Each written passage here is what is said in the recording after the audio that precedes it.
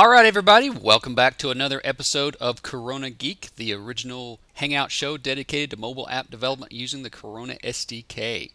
I'm joined today by Corona book author uh, Mhm. Michelle Fernandez. Hi, Michelle. How you doing?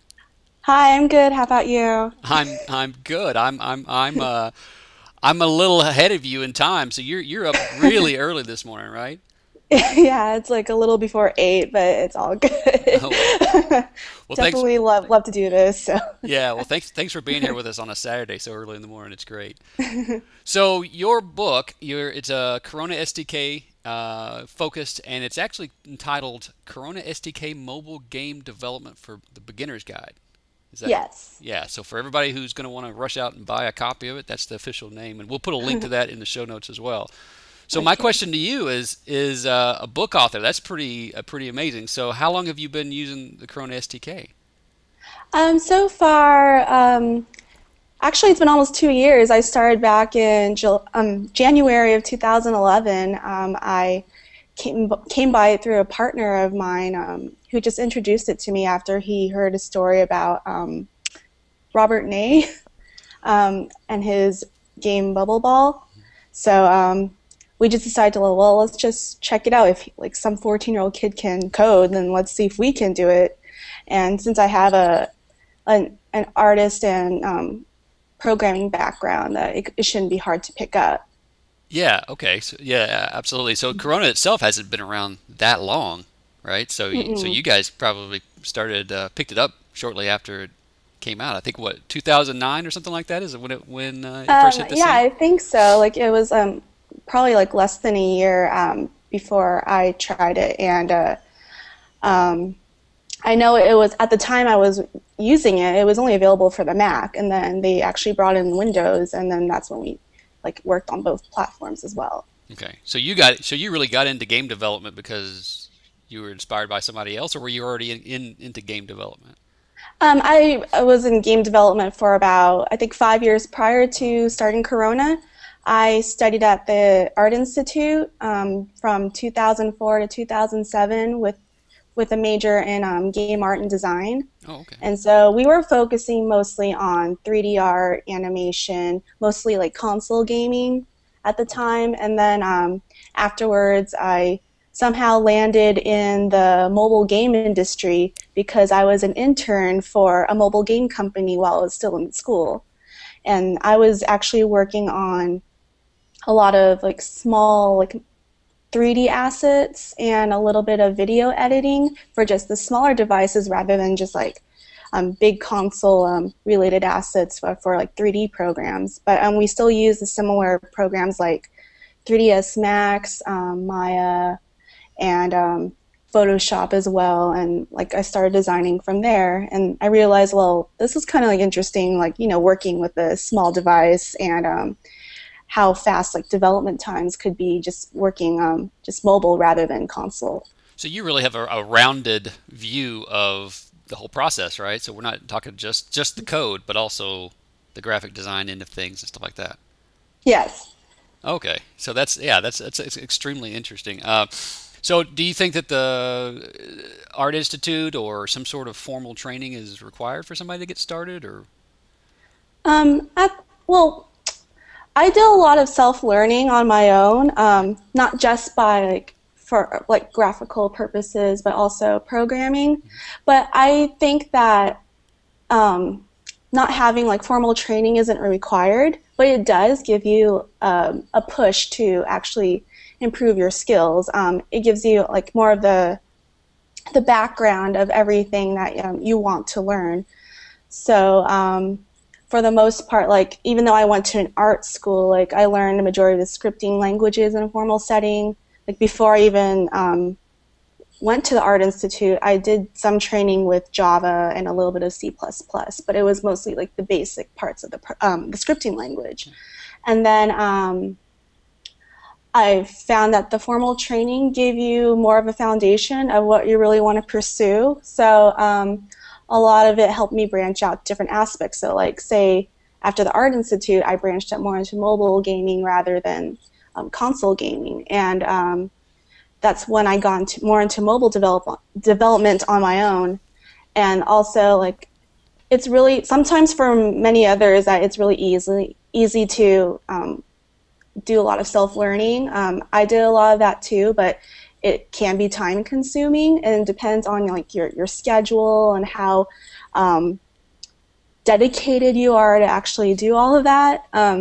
I had to like push myself a lot of times when I couldn't figure out something on my own, but it's a lot of trial and error. But I think there's a lot of benefits for to have formal training or just learn on your own. So both ways are pretty good. Yeah, there's a lot of information out there, Mm-hmm. but bringing it all together sometimes can be overwhelming. I probably is, Mm-hmm. and it seems like formal training offers that. But then there's also the flip side where Corona is only what so many years old, Yeah. and by the time you get through a course, do you know if it's going to be relevant or not? I don't know. So it's Mm-hmm. kind of an interesting discussion. But okay, so the Corona SDK though is you mentioned scripting and stuff like that. The Corona SDK is uh, uses Lua, which Mm-hmm. is a scripting language. So how much Lua does somebody need to know in order to develop games? Majority, you just really need the basic understanding of it. So it just could be the grasp of a simple function, if statements, for loops, even simple tables if you want to get to like that route, because I know some people don't like tables, arrays, and stuff. Sometimes I get confused depending on the complexity of what you're trying to achieve in your game. Um, but usually, like knowing those simple things can help you pump out a game framework within a couple days or even hours, depending on your understanding of it. Because I think Lua is more of a convenient scripting language rather than like say JavaScript or even sometimes ActionScript 3 because you can actually understand it as like you're reading English better than something with a lot of like symbols and everything that is coincided with like AS3 and JavaScript. Yeah, Lua seems to be very readable. I mean, you Yes. can open up the code and just sort of read top to bottom and say, oh, okay, I get the idea of what's going on. Mm-hmm. So is it fair then to say that you could get up and running and use the basic pieces like you're talking about if statements and things like that, and then the rabbit hole goes as deep as you want to go. So you can get in as deep as the Lua language as you want, but you don't have to. Um, Yeah, definitely. Like especially with the availability that Corona SDK has with source code on like different like types of projects that you want to create. Like say if you want to understand the physics engine more, like there's like the beginning or I forgot what project it was. Like their sample projects they have, but just like understanding like the sample code that they provide really helps to understand like how Lua is incorporated with their Corona APIs. Now you include a whole section in your book though to Lua, right? I mean, you kind of take people. So if somebody doesn't have a background in it, they can at least get up to speed, Oh right? yeah, like it's just mostly like the basic stuff that is already like common things about Lua that many users really need to know. It doesn't really incorporate a lot of the main advanced things that a lot of people that use the scripting language more often has, but for the beginner, um, like knowing what I put into my book, it really it gives you the basic understanding of like what you really need to use to actually have Lua into your app. Yeah. So if somebody doesn't know what we're talking about as far as if statements are concerned, Yeah, yeah, they're I'll like, definitely explain it, or I did definitely explain it, and just kind of I like within my book, I did a lot of I guess hand holding, so like I kind of went step by step with everything. Um, that way, like someone that doesn't has never had experience with it could understand or hopefully understand what I'm talking about. But from what I've heard from different reviews on other people that have gotten my book, it was really helpful to them. okay, good. Yeah, yeah. I like that you included that part because it is good to even as a developer, from another language, Mm-hmm. it's good to have a reference. Going into Yeah, a yeah. whole different language and saying, okay, now what is this? I mean, because there's things that Lua does and doesn't do Mhm. that you just need to know about. So, as far as syntax is concerned. So, what's the hardest part of game development? What do you think that is? Um, I think it's the idea because there are so many different games out there, and a lot of people, especially within the past 2 years, I've been doing copycats of like, say Angry Birds or something. And you see so many of those, um, but it did start out as a simple idea, but it's just the way that you implement it. So you can just create something that's really like generic, but it's just overall with the idea, it's just that like how you really want to go about it, like and do a lot of research on it. So anything that you don't see a lot of like in the industry, it's good to go with that idea. Because sometimes it's just really hard to incorporate it into something that's already been done or trying to go over beyond that simple thing that's already been out there. Do you think that all the ideas have already been done, or do you think there's new stuff out there? I think there is new stuff. I just think many developers haven't like really thought about it too much, or maybe it is a really long thought process to come up with something new when there's so many things that have been out there, even back in the early like, console days of like Atari or whatever other consoles there were back then, like early 80s, late 70s. But So we'd all it does take a lot of time. so we'd all still be playing Pong if we didn't reach a little higher than that, right? Oh yeah, definitely. But I know like sometimes there can be a combination of those like old school ideas with things that already been done to make a new concept. But um, usually it just takes like something that you can notice every day and realize, well, that hasn't been like turned into a game. Like let's try this, um, or even like if you want to go like an app route, like some utility thing that people use every day but has never been developed to, that's always a good idea. But um, usually like there's so many things that have been done that it can be really hard to come up with like a good concept that you can go forward with. Yeah, I've been playing a game from Rob Allison called 14px, and I'm getting ready to do a review of it. And at some point during one of the levels, you land on a kind of a switch, and the whole screen flips.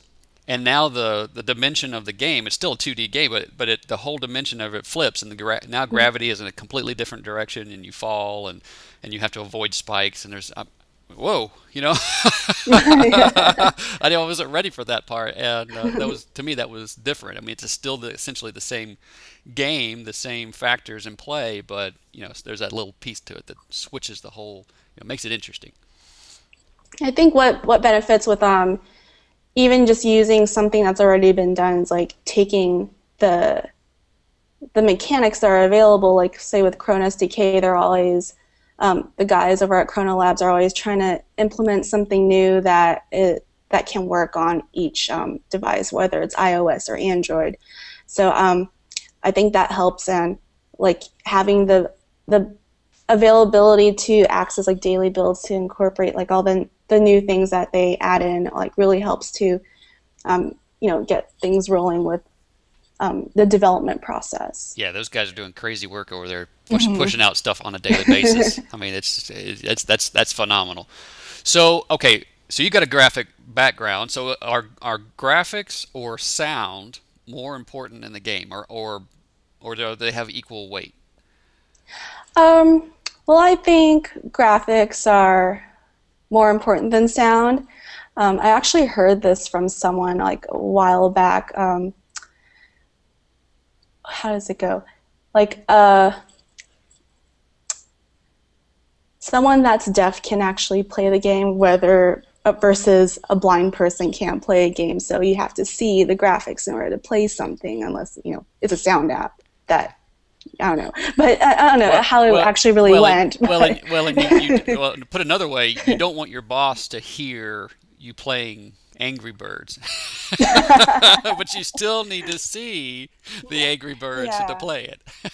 Yeah, because I think like graphics are pretty much the main support of the game, and like, well, what's the point of playing video games if you don't see Yeah, what you're doing? right. Um, but and as far as sound, it's more of like a sensory aesthetic. So it does help the design, and it also helps develop the mood, like pretty much emotionally, and like how you really want to feel about the game. But anything that you visualize is, I think, is more important than Do what you, you hear. do you like the whole 8-bit graphic movement? Do you like that, or you just think that's sort of a gimmick to sell to create quick games, or does it matter? Um, I think it's a little bit of both, maybe, but I also like the old school feel. I mean, I think I was 3 years old when I had my first Mario game with the original Nintendo system. So I really love playing those games. Like even though it's like simple in nature with graphics, it was the reason why it was like a valuable game is because the gameplay was fun. So there's an interesting point is that it's more about the game and the interactivity and the story and the adventure than maybe the graphics, the level of graphics. So you don't necessarily have to be a graphic artist to create a game.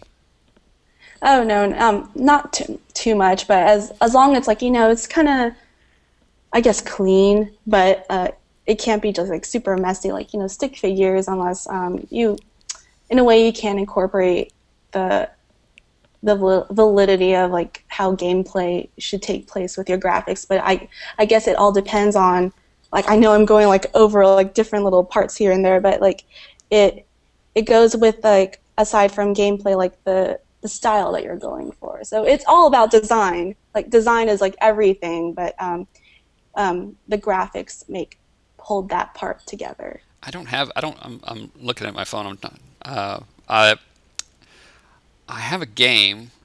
Oh, here it is, Sketchman, and I don't think I don't know if it's a Corona produced game, but it's you talk about stick figures.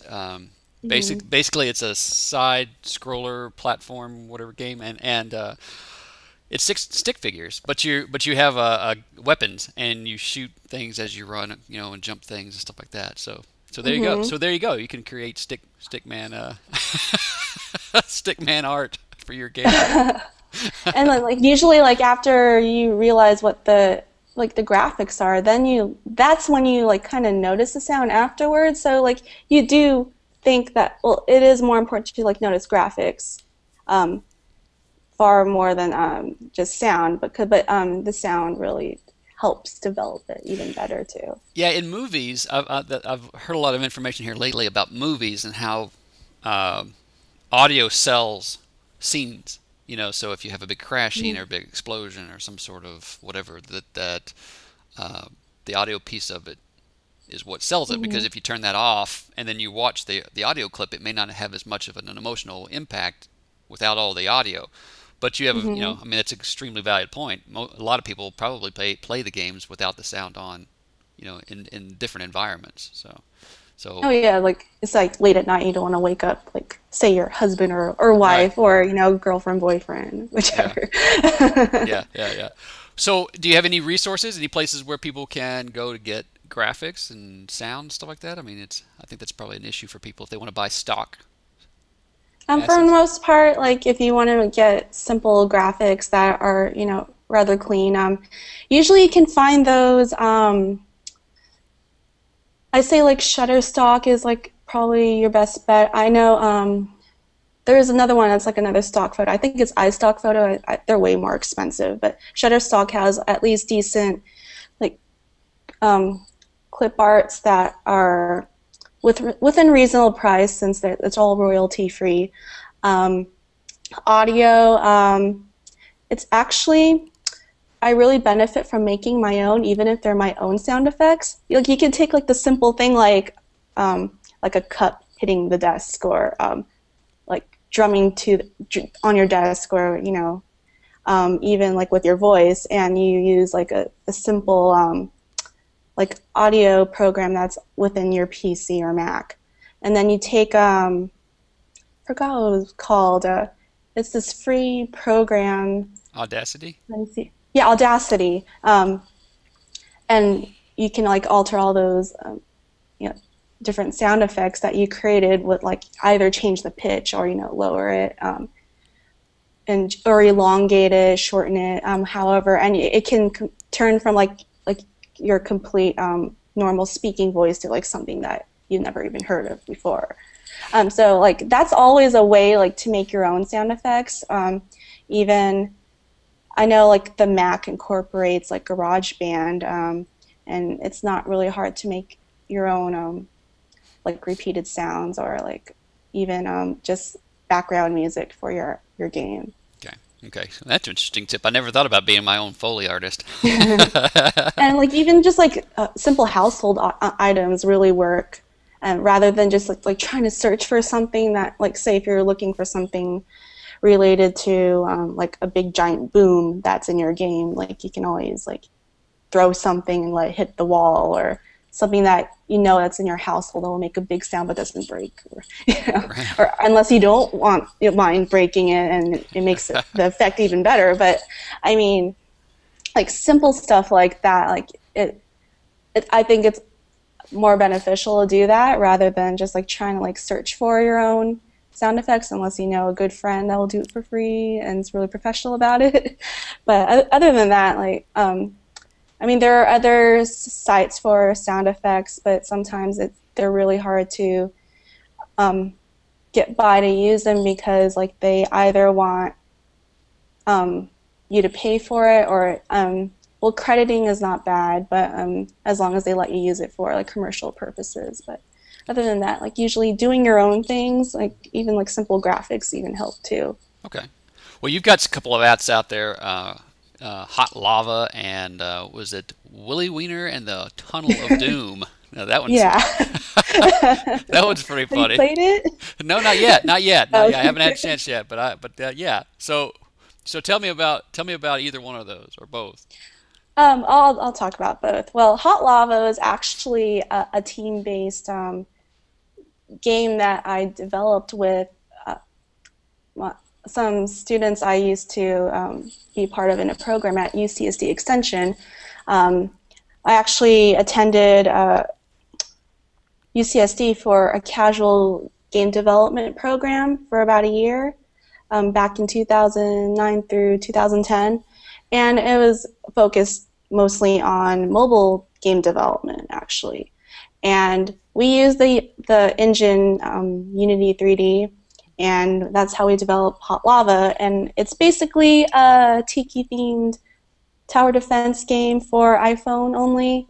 The main goal is to actually like, keep the volcano on your island from erupting, and there are these like hot, fiery creatures that pop up, and you're supposed to defend your island using like tiki guys and a hula girl, because she's like a temptress that kind of slows them down. and and we worked on this for 6 months as a school project, but we were able to release it on the App Store. And you also have these quirky ice cream cones and ice cubes to cool the volcano down as part of the process to keep the temperature like temperate. And but once it gets hot, like once the volcano starts like piling up on like these fiery creatures, if you don't defeat them right away, then the volcano erupts and your island's like completely like gone and you lose the game. And then you have to go back to all your hot lava friends and tell them that you got beat up by a hula girl. Yeah. That's pretty fun. That's cute. That's cute. Well, what about the other one? What's the Tunnel of Doom? What's that? Okay, so my partner and I from Moby Dojo, like when we were coming up with this idea for Willy Wiener, we were just thinking about like the funniest, quirky things that we could think of, like parodies, like even something that was different that we don't really see all the time. So we actually used, like, say, references from Indiana Jones and like the silent movie genre. So you have like some kind of damsel in distress, some bad guy, like in those old movie days. And then we tried to put together in food form. So instead of like just like normal characters, like people, cartoons and stuff, we used food items. So we had a hero who is a hot dog, a donut who is like the damsel in distress, and an evil maple bar donut who's like a magician, and he's like the bad guy of the game. And so when you put it all together, there's two parts of the gameplay. One is Willie Wiener. He somehow falls into like the tunnel of doom, so that's the accelerometer-based part of the game. It's because the evil donut magician put him down there to keep him from saving the donut, which her name is Dottie. So Dottie Donut. Everything's like an alliteration. And so once actually you get out of the tunnel of doom, and there's like really no goal to actually get out. It's more like earning points, achievements, as the speed of the going down the tunnel actually speeds up through every level. And then afterwards you get a bonus round, which is basically where you have to save Dottie Donut from every different type of obstacle that the evil magician puts in your way. So so the weird thing is you have to use like a slingshot mechanism, kind of like Angry Birds, but instead of knocking things down, you're trying to aim for a specific goal, which is the donut, but I'm not going to go into that. So every time you, I guess, land into that goal, you get a funny animation from the donut and the hot dog, and like the magician runs away to, like, you know, try to scheme up something evil. Okay, so and, I can imagine and that's like everybody right now is out there at the app stores looking for looking for this game. So okay, cool. Willie Wiener in the Tunnel of Doom. So that does sound like fun. I like the fact that you're borrowing storylines from existing stories. You know, because I can imagine a donut tied to a railroad track, and there's a train coming in the distance, and you know, and then there's the evil magician donut, you know, and somewhere there's food items with mustaches and cowboy hats or something. You know, that's the picture I have in my head. Yeah, there's like I guess some small version of that, but there's always like these weird, like, non-playable characters are like the obstacles that you don't even expect to be in the scene. So it's just kind of like, it's one of those random games that we came up with, but we knew that, like, just developing it was the fun part. Like, I think we laughed more than developed, because we were just like, well, like, look at this, like, look how it's like moving or animating, or like, look at Willie Wiener's like main animation or something. And because I remember, like, prototyping it wasn't even like too difficult. We just wanted to, like, convey an idea that was in our heads at the time, and it was mostly like the graphics that we actually focused on, and then later on we added the sound effects to give it that extra sensory detail. So we just wanted to focus a lot on the animations, because we wanted to make it like a fun, hilarious game to put out there as our first one. Yeah. Yeah, that sounds like a lot of fun, and it sounds like a good tip too, is to make it fun, right? Because you're gonna learn a lot of stuff out of that, and then carry that over to the next game as well. So make it something worth doing. Make it fun. Yeah. So why did you decide to write the book then? What was your motivation for writing the book? Well, I really wanted to think it was like a good opportunity to, like, help new developers of Corona to get a jump start on the engine, and I wanted to be kind of like in orderly fashion. So I always been a proponent of helping others in the Corona community, and pretty much while there are like other sources to start out with, to like set up your iOS developer account, or even getting into Android, or like your Google Play account, I still noticed that a lot of people had questions on how to actually get started with it. And I see it not just like in the Corona community, but also others are using different types of engines just to like even get your IPA file for your iPhone into your device. Um, so I wanted everyone to like have an understanding of doing so, and even on top of that, understanding how to create a game framework. I had a lot of trial and error of making my own, and then once I got to a point where I could make some framework that I could use over and over, but apply different types of mechanisms to use it. I thought that would have been a value as well. And as a Corona user, I dealt with a lot of these issues myself, and I noticed that there wasn't really something like a guide to actually apply that all to. And then I want to actually have those ideas incorporated into my code.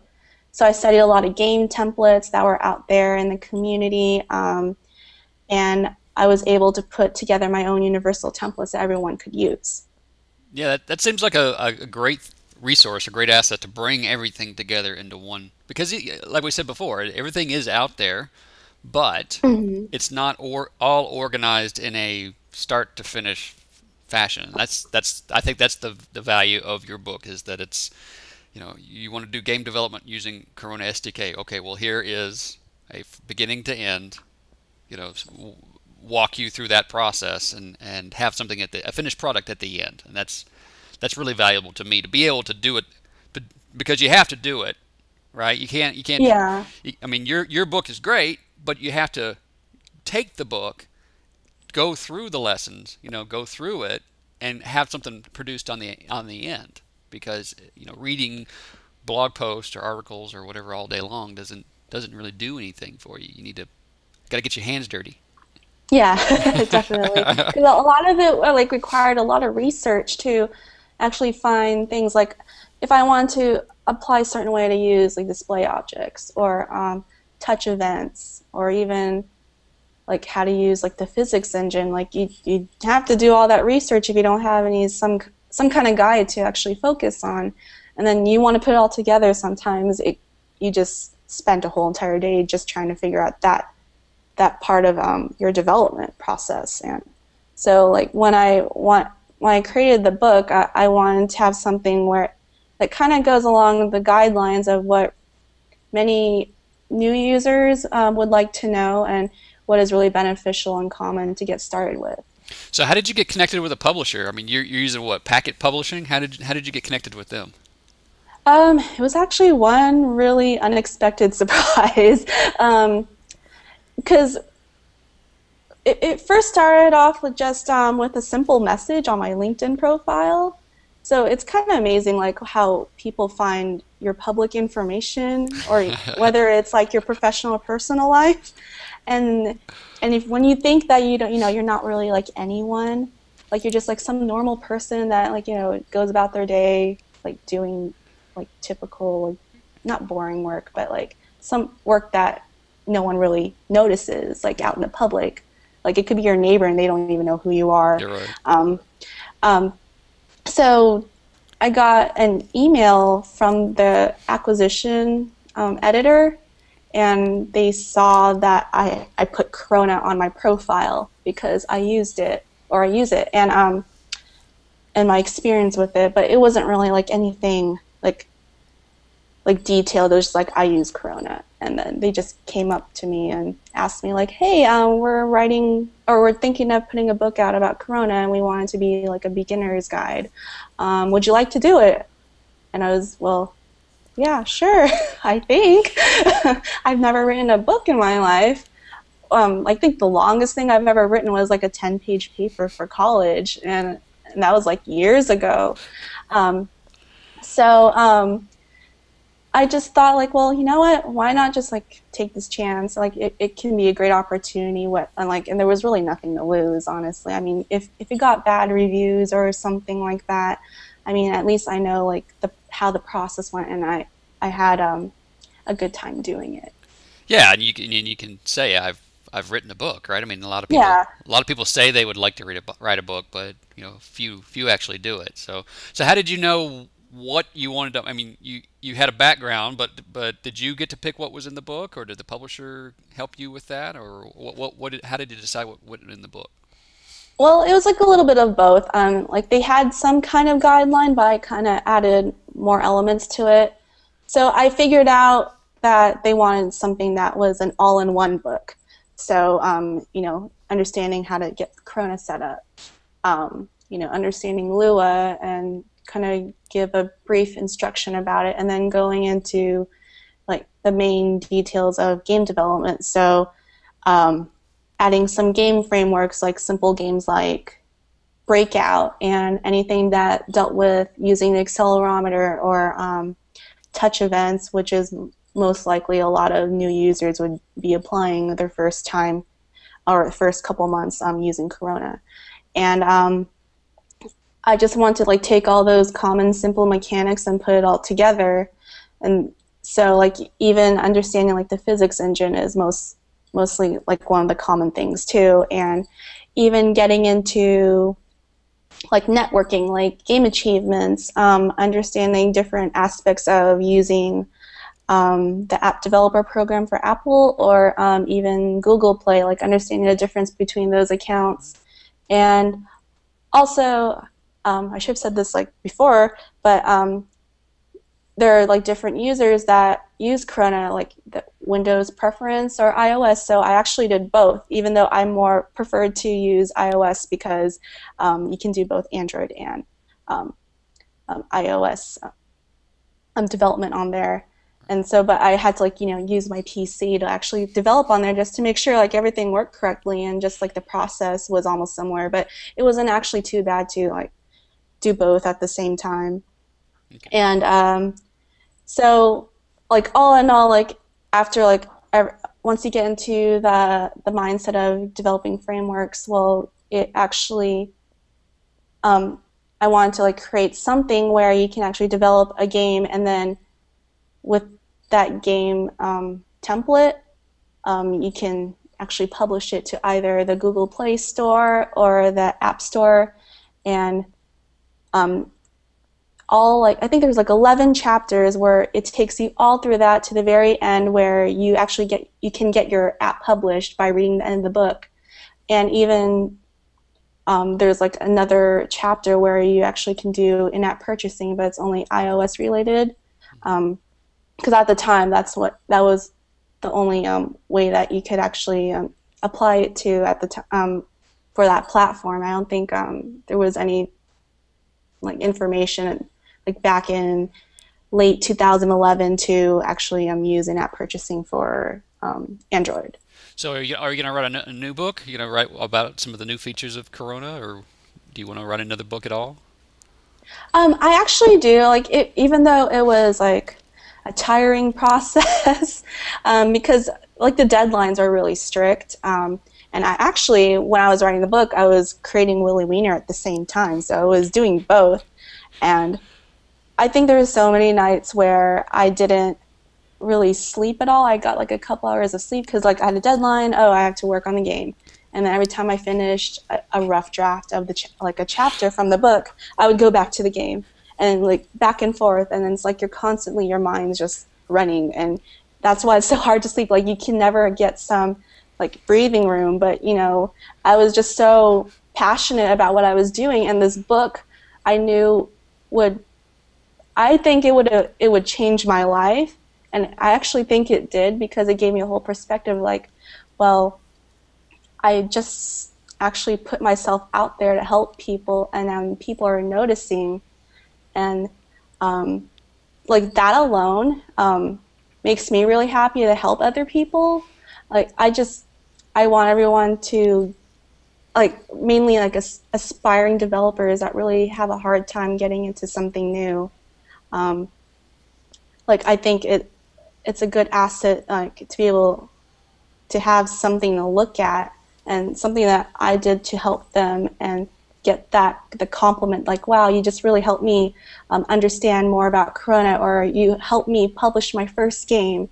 That actually made me happy, and I've gotten comments about it too, whether it was on Amazon from where many new users actually purchased my book or from the Pact Publishing website, like it really like makes me feel good about myself that I actually did something to help the community. Yeah, all it takes is one person to do something, and it does affect a lot of other people because it shows people that they can do something as well. I mean, if you can write a book on it, they can take it and take it from there and write their own app. So that must be a pretty intense conversation when you've got the whole work on Willie Weeder.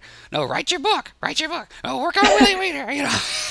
The But I whole. think there's so many times that my partner was like, can we work on the game yet? I was like, wait, I have to finish this deadline. Hold on, give me like another day. Like, because I only get 2 weeks per chapter, and sometimes I don't like I'll have the chapter outline, but then there are times when I don't even have the say the sample game framework I'm trying to incorporate in the chapter done. So I was like, well, I have to debug this. I have to put in my app, and then I have to work on the game, and then it's just like back and forth. Like it's a big huge frenzy, but it was only, well, I guess 10 months of a writing process, maybe kind of long, but it was just because that was the whole entire rough process with the editing and the final draft process to publishing. That was a pain, but it was definitely worth it, and it was a really good experience. I would imagine having that schedule would help keep things flowing, even though it might be stressful. Just having that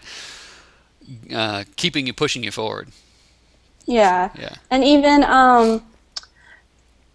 writing the book helped me learn more about Corona at the same time too, which was surprising. Like sometimes I don't realize like the things I was writing about. It's like, oh, I never really noticed this, because like I still have to do more research, even though I was writing some kind of beginning chapter of like say touch events, because sometimes there are new things that I didn't know that worked a certain way. I'll be like, oh, that's kind of cool. Let's just add this in, and then let me make sure that I have all that information right. And so, just trying to like double check everything was also the important process. But it actually worked out in the end, so it was fun. Okay, cool. Well, what advice do you have for new game developers then? If they're wanting to enter the field, what do you say to them? I would say actually go into development with a positive mentality, especially if you're new or you're a veteran of game development or have some kind of experience with like graphics or some scripting. Like always go with it with a positive attitude, because that actually helps you get into that mindset of like, oh, I really want to make games and I'm really passionate about it. I just don't know how. And it's also, be dedicated, never give up. That was always an important thing for me, just to remind myself, like, don't do that, because if you're just trying to dwell on like the negative things, like you're not going to get anything done, and you just you don't have the passion to actually do it. And like within being like a new game developer, it's always good. And I know not a lot of people think this, but take breaks whenever you're frustrated. And it's because it's always really good to come back with development with a fresh mind. So like, get some sleep, because some people just want to spend hours like, no, I got to get this done so I feel accomplished. But sometimes you just really need that break to think things through again and go back into it. And also, like, especially with Corona, it's always good to check out the Corona forums, because usually there's a lot of questions that are being asked, and sometimes even those that don't even work at Corona Labs, there are people in the community that have that knowledge of what the user is asking about and they would help them with like different solutions that they can apply to whatever their question was.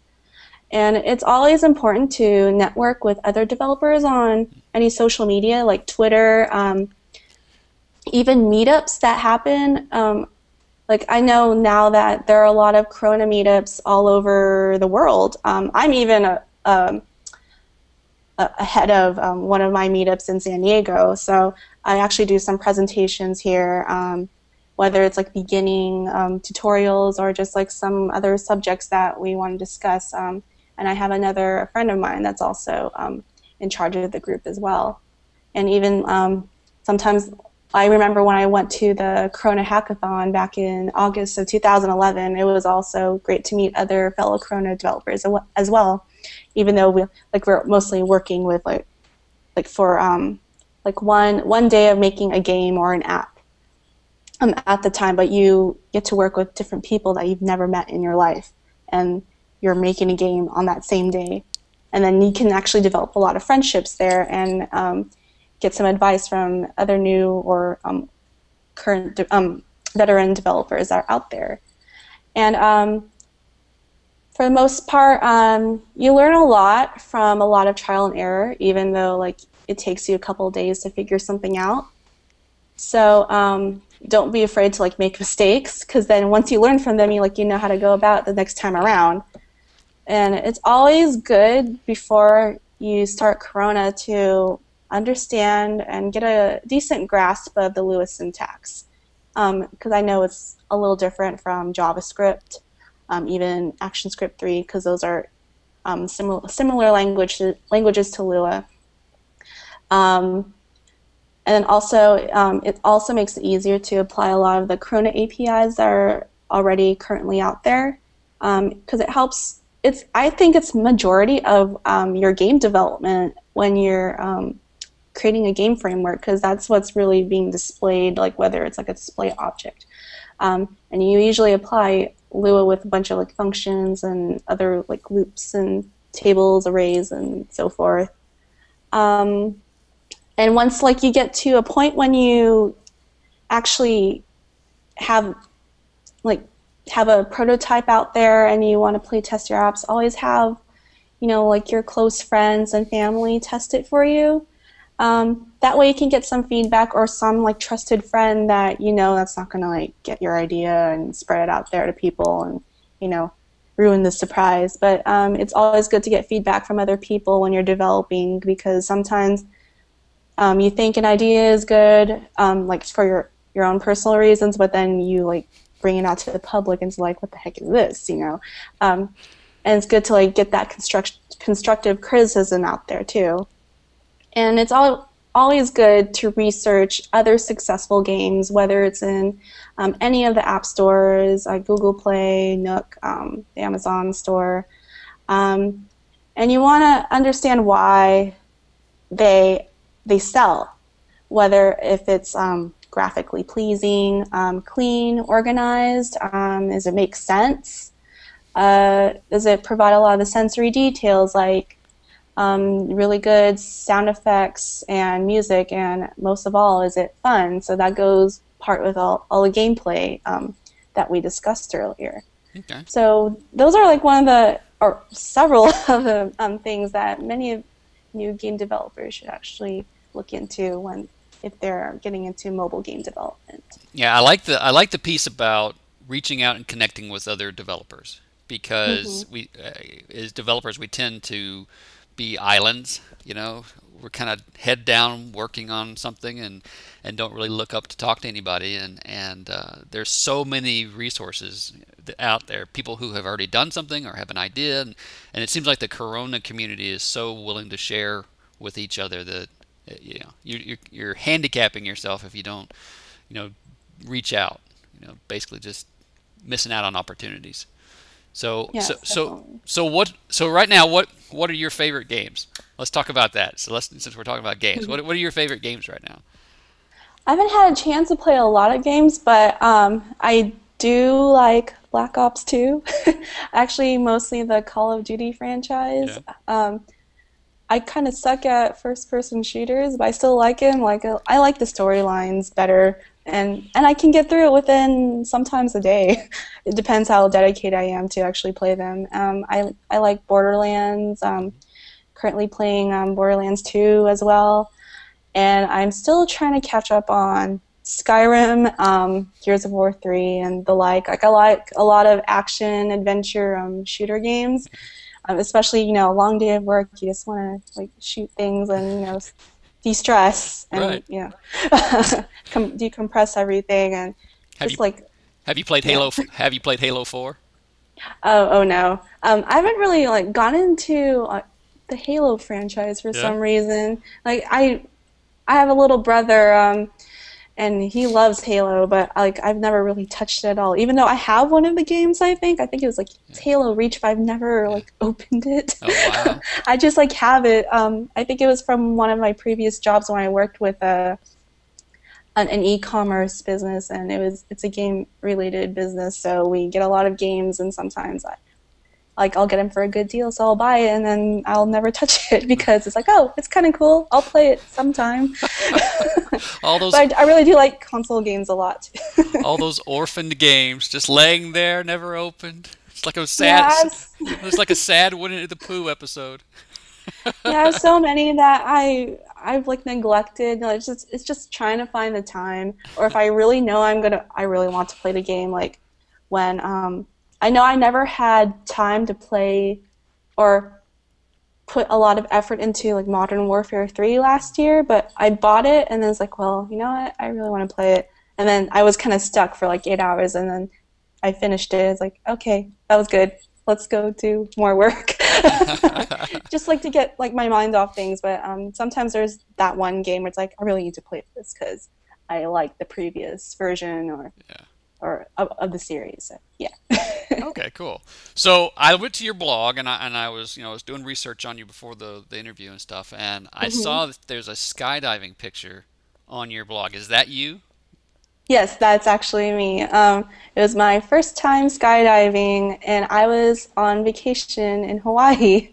And I was like, oh, what the heck? Let's do this. And I wasn't skydiving alone. Well, I had someone that was my tandem partner, but I took my cousin-in-law for his birthday, and I took him skydiving for the first time as well because my cousins live there. And um, yeah, just wanted to do something really extreme, not so me thing. Like I always wanted to do something new. I was like, well, let's do this.